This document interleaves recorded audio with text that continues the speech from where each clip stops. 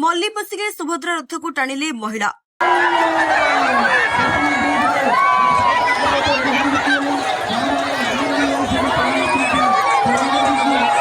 Patna block मल्लिपशिठे 3टी रथरे 3 Thakur विराजमान करी भक्तों को दर्शन देइछंती।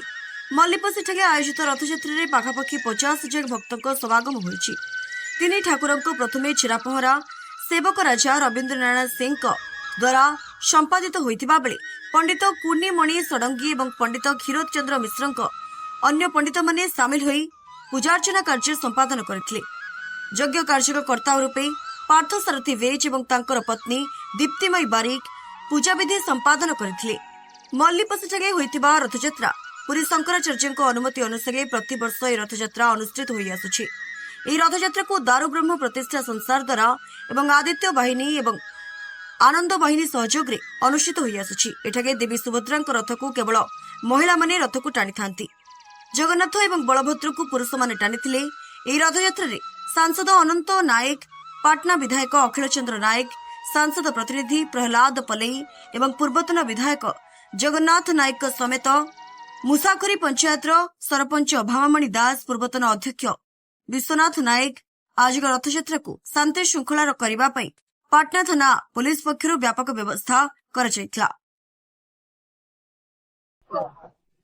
आज महाप्रभु पवित्र रथयात्रा आज सारा विश्व पूर्वपल्ली प्रभुंर रथयात्रा आनंद उल्लास पालन कर आज पाटना ब्लॉक मल्लिपशिठे रथयात्रा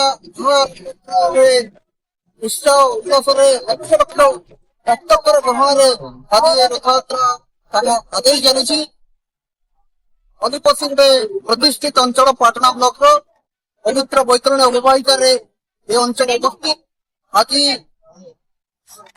सुभद्रा, बलभद्र और जगन्नाथ रथ टणा सब उत्साहित भक्तगण आज उत्साहित